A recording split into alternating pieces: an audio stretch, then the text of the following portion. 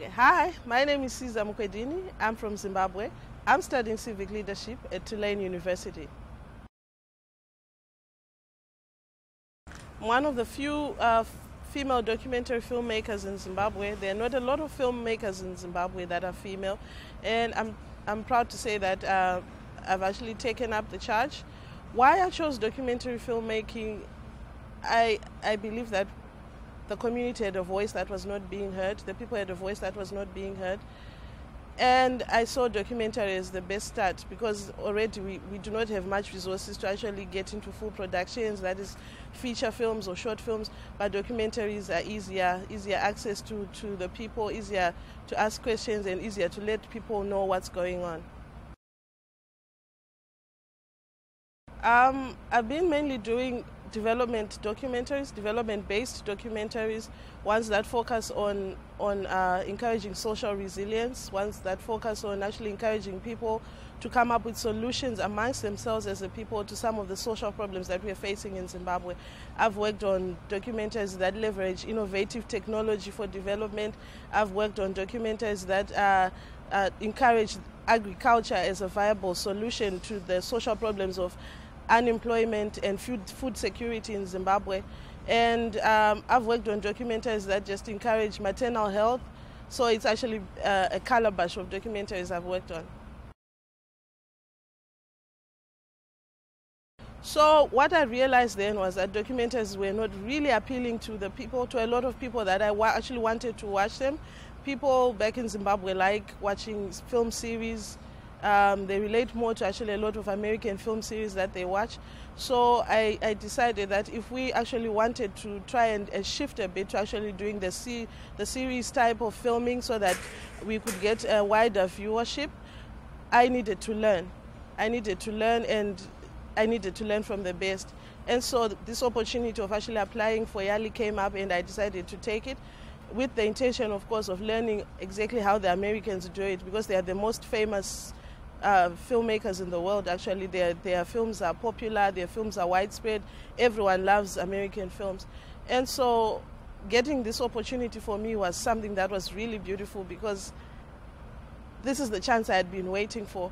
And I really just took it on, and I said, I'm going to learn the best I can.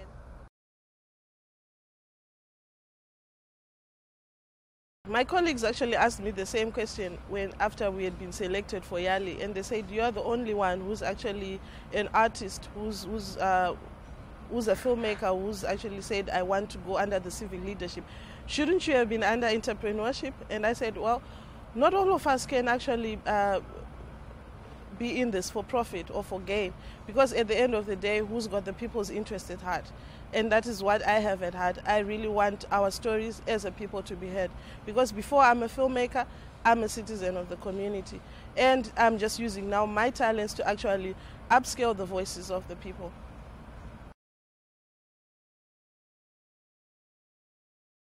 Well, for starters, I actually got a bit confused when people were then saying to me, maybe you should have been an entrepreneur and not, because at the end of the day, then are you really an artist or you are just an activist? But one thing that I didn't know, and one thing that I've actually got to learn through this program, is that arts have every right to actually be civic leaders, especially because they've got a voice and they can creatively come up with solutions that people need.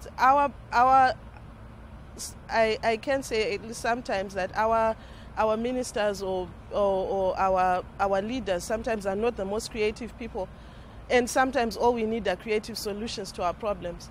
And so that's the mesh that I see between art and being a civic leader.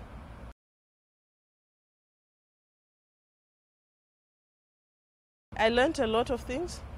I learned about the importance of actually working together, bringing different elements of working together to come up with one consolidated voice.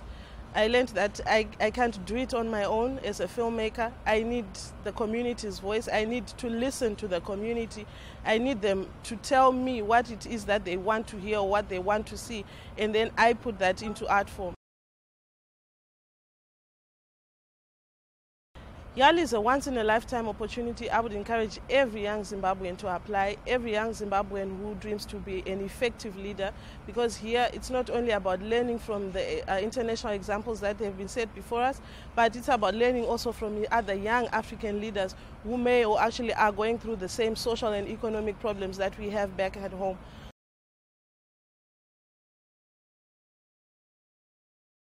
Well, during this YALI experience, I got the opportunity to be partnered with 2 Cent TV, which is actually a prominent youth engagement platform here in New Orleans.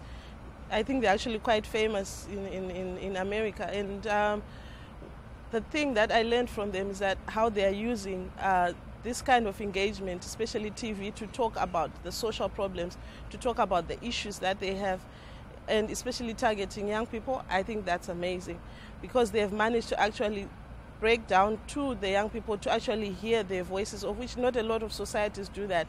They don't really listen to what the young people are saying, and at the end of the day, there's that disengage between the young people and the adults, or between the young people and what's going on in their society, in their economies. And so these young people are actually tackling some issues like violence in the cities, because apparently New Orleans has the highest violence rates in the world. And so they are actually talking about those issues in their films. You know, they make up their own music videos, they make up their own short films that talk about the issues. And these films will actually go on to be screened at the BET Awards, which is something that's quite amazing, because they're giving the young people a voice. And what I like is actually when talking to some of the young women who were part of this program, they say to me, we are so fortunate to actually be part of programs like this, because it keeps us off the streets. Now that's amazing to me, because I also have a lot of young people back home who are in the streets right now because they have nothing else to do.